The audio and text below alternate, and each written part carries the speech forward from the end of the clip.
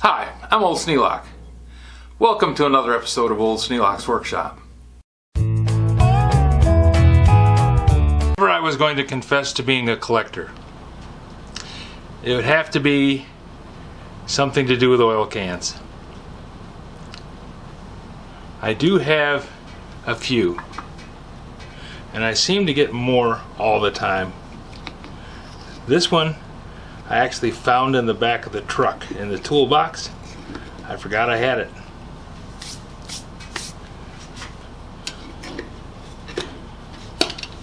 That shows when you're really too far into it.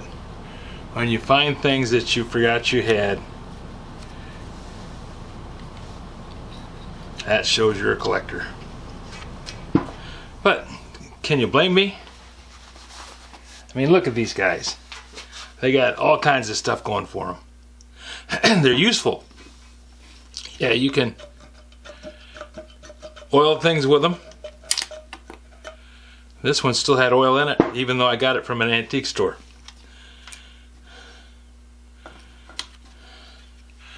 Paid $7 for it. And this one is a rather famous brand. It's an Eagle.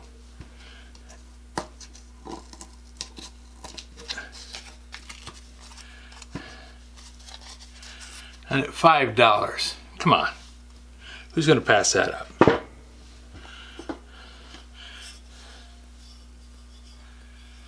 This one's marked $5 also. Seems to be a price I'm willing to pay. This one I've had for a number of years. Don't know where I got it from. Might have been from my dad, might have been from my grandfather. In any case, it's handy oil. It's got a clicker base on it. But the clicker has been beat up to the point where it no longer clicks. It's supposed to do this. Yep. Two the same. Even worse. Now this one, this is brass. Now at least the bottom part is. The top part looks to be steel. This is an early kind of clicker. Don't know how much I paid for it, but I'm sure I was happy the day I got it.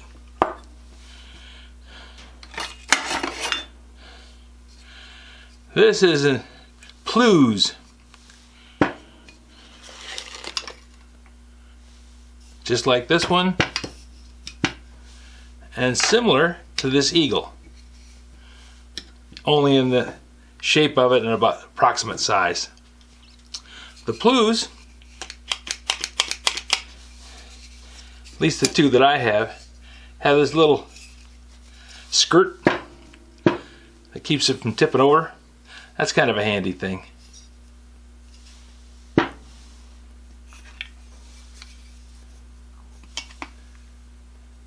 this is KP Manufacturing.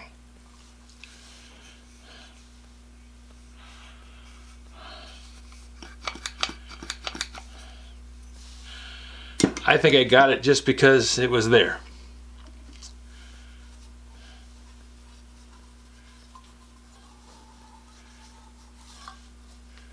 Don't know who made this. Don't know where it came from.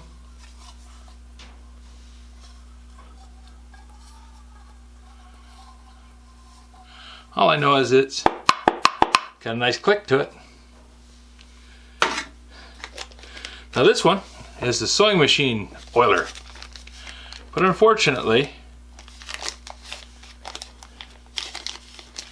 I put it in the bottom of the sewing machine and then I set the sewing machine on top of it. So it no longer functions. It's a zoom spout.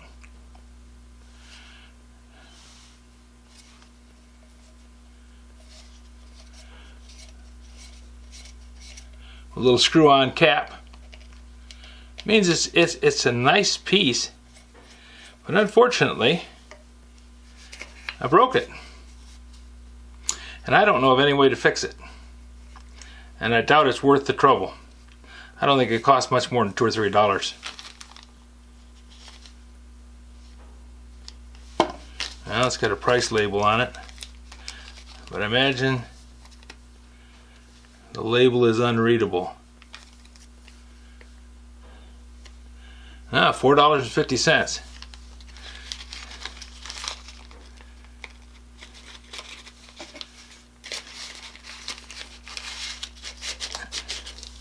Doubt I'll buy another one.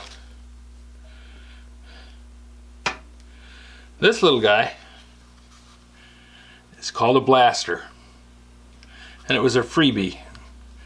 Back in the day, salesmen used to come around and want to sell me things, and they would bring all kinds of little doohickeys and gizmos, you know, just something that every time I looked at it I'd remember the guy. For the life of me, couldn't tell you who gave me this, but that was 30 years ago. Came from United Technologies when I was working there, so it must have been somebody I met while I was working there, some kind of salesperson, but don't have a clue who it was.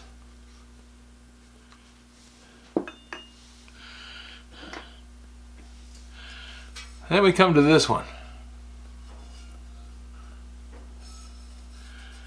This one I call the railroad oil can.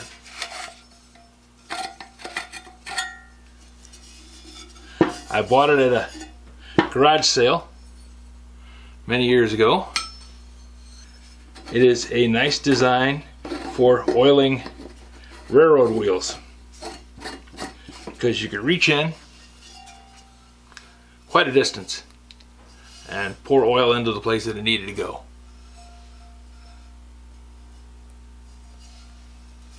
Now, I don't have a need for it. Pretty seldom that I'm going to be wanting to put oil into a railroad wheel, but you know, it is. And then these, I got these because I wanted to put 50-50 in them. The idea being that I could put the 50-50 in there, which this is acetone proof, so it's not bothered by the 50-50. I could put 50-50 in there, squirt it, and every time I squirted and let go of the bottle, the 50-50 would go back down the spout back into the bottle. Well, it doesn't work like that. With this one, you pump it and the 50-50 just keeps coming. I bought a bad design. I mean, it works, and if I have something I want to put a lot of 50-50 on, I'll put some in there. Not in that one. It'll be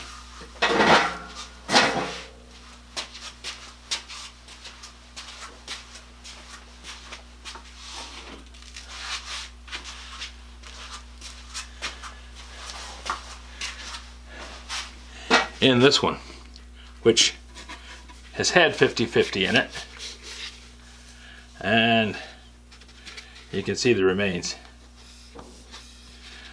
But yeah, I've got a problem. I guess it's only a problem if you think it is, and I choose not to think it is. Have you noticed I didn't count them? Never gonna.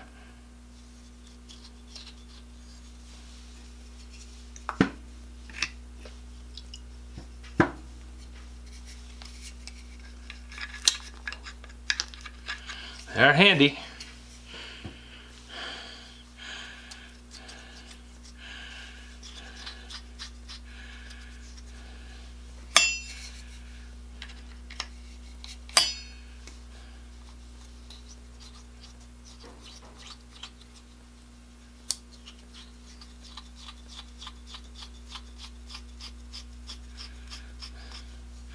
There, this little guy has been oiled. It's a half-year wrench. Needs to be cleaned. Maybe I'll do that tomorrow or next year. I'm not exactly a guy who sticks to schedules. Oh, this is going to bug me now. So we'll leave it set out on the bench, and I'll stumble over it a few times. Then I'll take it over the wire brush and finish the job.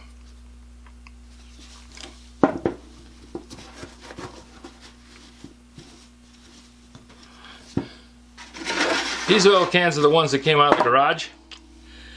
And I have them out in the garage because I use them out in the garage. One of the things that I do is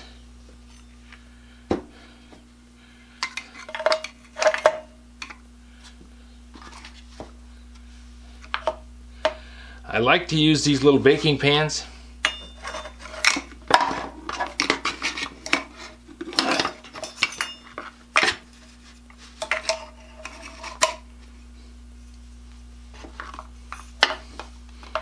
And I'll put a rag in the bottom to catch the drips.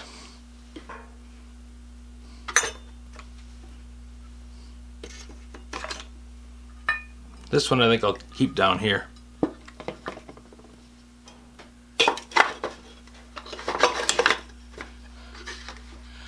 And that way, when I take an oil can out and put it back in, the drips go into the towel in the bottom. This is a washcloth that's a smaller pan. I have larger and smaller ones. The drips go on the washcloth and are captured, and they don't drip out all over the place. So when I pick up the oil can, it doesn't have oil sloshing off the bottom of it.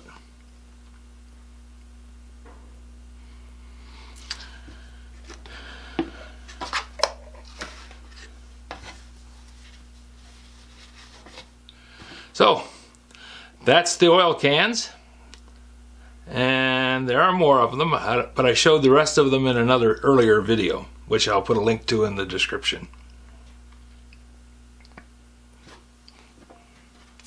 The one I really wanted to show in the first video was this one, and I could not find it. A few months ago I found it on a shelf out in the garage and brought it down, set it on the bench, and said, when I get a time, I'm gonna show everybody just exactly what this thing is.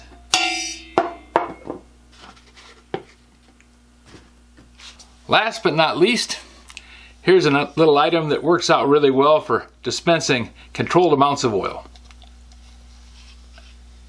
It's got a graduated barrel, so I can use 2 ounces, 1.5 ounce, 1 ounce, half an ounce. Or, you know, approximation on that, just kind of extrapolate and come close. The needle is attached by threading on the end, but I'm afraid if I ever take that out, I'll never get it back in again. So that is the positive things about the design of this thing and its future use, but mostly it was, the price was right. If you have any suggestions for a new video, questions about today's video, or any of the other videos on the channel, just drop a note in the comments. You know I read them all. Thanks for watching.